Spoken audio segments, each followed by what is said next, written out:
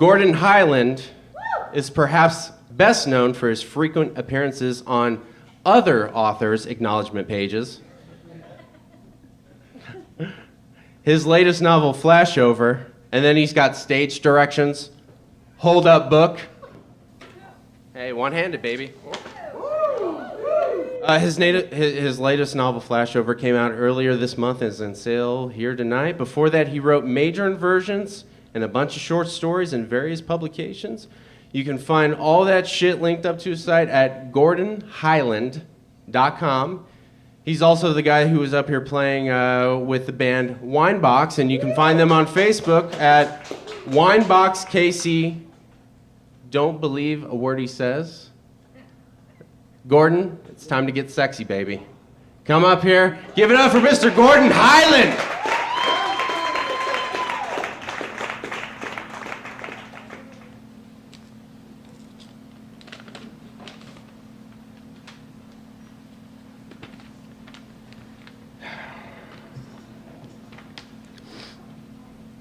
Seriously?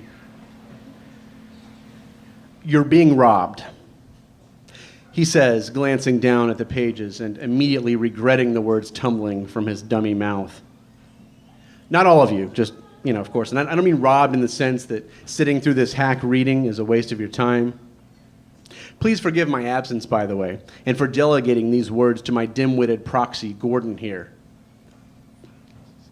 I made him promise to read this cold, so if I know him, he's making dismissive faces right about now, scrunching up that vacant forehead of his. He'll get over it. Now, some of you know I'm a bit of a social networking nerd, but it's not all kittens and zombie memes and George Takei shares. Huge fan of Foursquare, check-in, apps like that. And yet, people still say you can't monetize the web.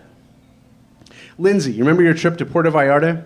That one you spent about a month's worth of status updates counting down T-minus whatever till margaritas in Mexico. Good times. Yeah, that was one of the best weeks of my life, too.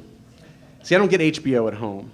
And you buy all that good Trader Joe's shit without the preservatives, which makes me feel just a little bit better about all this. And Derek, I don't think your Pomeranian likes you very much. While you're ranting about your boss like clockwork every afternoon long about 2 o'clock, posting up all that corporate terrorism and logging your every office conversation online, her water bowl is totally empty. FML? Yeah, FYL. If you hadn't announced your promotion on LinkedIn a little while back, I never thought it would have been worth my effort, but, oh, and also, you're almost out of toilet paper. I thought you should know that.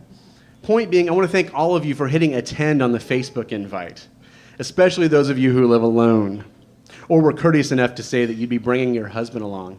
Man, what use is spell check when it can't tell that brining your husband is a typo? Yes, I am stalling, in fact. Hey, so how about insert previous reader's name with his or her story about improvised riffing based on the current data? So visceral, yet poignant. It really reminded me of, maybe tell him about that priest who once vomited in your lap, or that Czar Bar waitress that you bound with I'm not reading that, I'm sorry. Yeah, I bet Gordon's really wishing he'd taken that piss before getting up here. So, if you get home tonight and wonder what happened to your Percocet, I'm looking at you, Megan, recently relieved of your wisdom teeth that you shared with the world in grainy vintage sutro up on Instagram, or those elusive All-Star Game tickets that you shoved in our tumblered faces, or your stormtrooper costume from those fan trailers that you won't stop asking us to vote up, that flame-top Les Paul, and all those fat-fingered YouTube guitar lessons that you feel compelled to teach after your 6-month love affair with the instrument. Where could your 30-year-old bottle of Glenmorangie have disappeared to after having just live tweeted its mouthfeel in a 12-part series spanning just as many minutes? Now you know, my Facebook friend, my tweep, buddy, circle, jerker. With a keen enough eye, you might be able to spot some of your missing possessions online tomorrow, though my phone's barcode scanner and camera, they link right into my Craigslist and eBay account, so certain choice items might already be sold before your drunk ass even makes it through whatever Gordon's reading next. Probably something Oedipal, or even edible. Guy thinks he's so effing meta. Oh, I almost forgot Ashley. I deleted the series finale of The Wire from your DVR because you just would not stop playing Tastemaker with us uncultured rubes. Man got to have a code.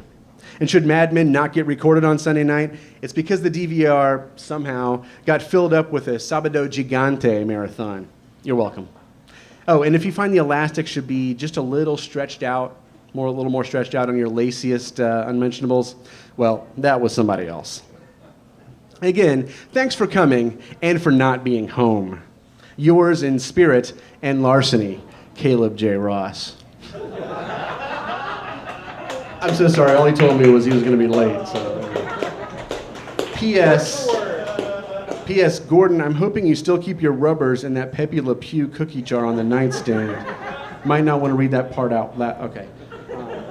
I do not, for the record, but just so you guys know, I would maybe suggest running a fluoroscope over any food items that you may have left out, in the open before eating them. All right.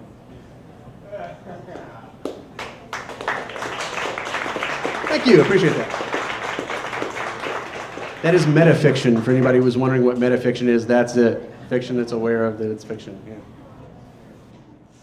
right, here's a really short one for you.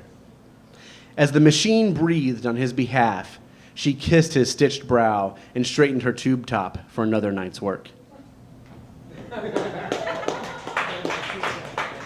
This is something people call microfiction, like really, really short stories. And if you go on Twitter, there's a hashtag called VSS, stands for very short story. You can see a whole bunch of them. There's a lot of people that write this stuff. You can also see hashtag microfiction.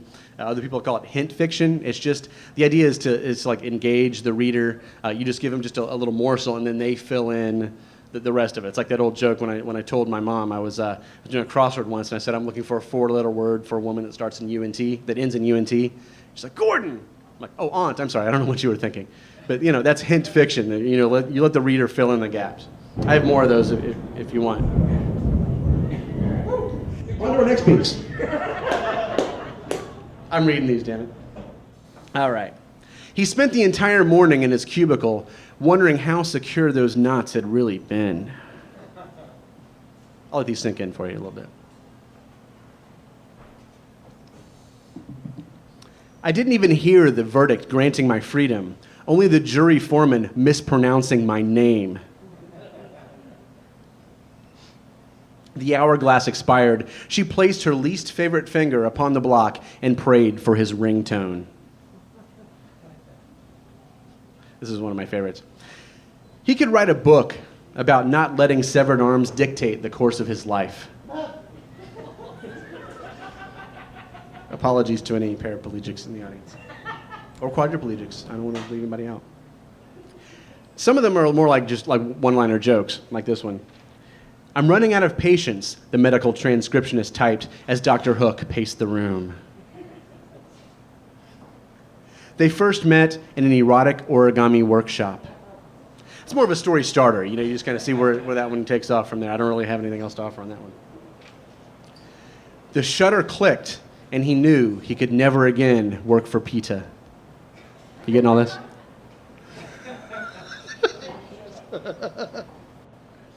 A woman walks into a bar. She says, I'll have a mind eraser and a job application.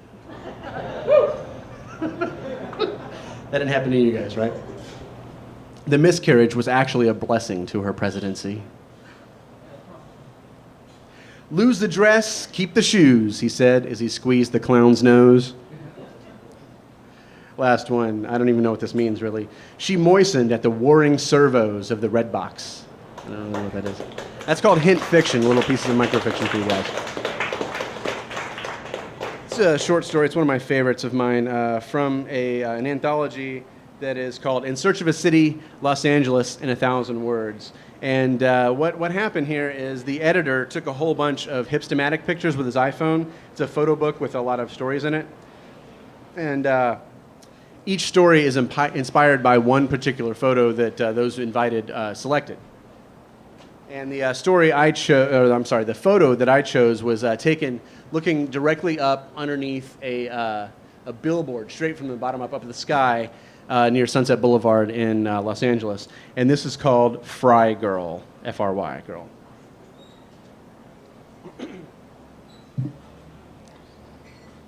I haven't eaten at a McDonald's in 21 years.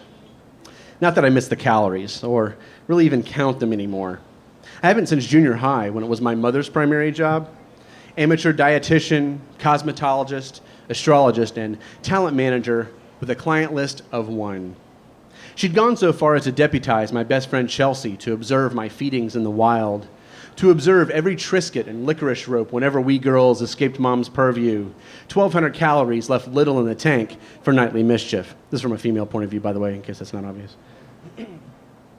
No, the reason I don't eat there, despite my daughter's pleas, is that clown's face. That shepherd of ecstatic, angelic children held safe under his golden arches. His Christ-like benevolence welcoming all with abundant loaves and fishes and tartar sauce. And it's an enduring reminder for me that even the most jumbo of clowns with a wingspan of 30-some feet can't save them all. It seems they hardly use the guy anymore. Or, maybe I'm just better at not seeing him. I wonder how many have walked in those bulbous red shoes. Must be hundreds. Or who receives his letters? Like the one that I penned at age 10 and then torched at age 13 after finding unsent and ironic, towing the ledge of a shelf atop my mother's closet.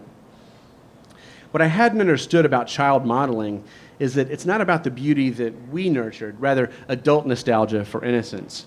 They're the ones buying. Hell, even Tubby Tyler could land an Oscar Mayer spot if he reminded you of Dodger games with your dad.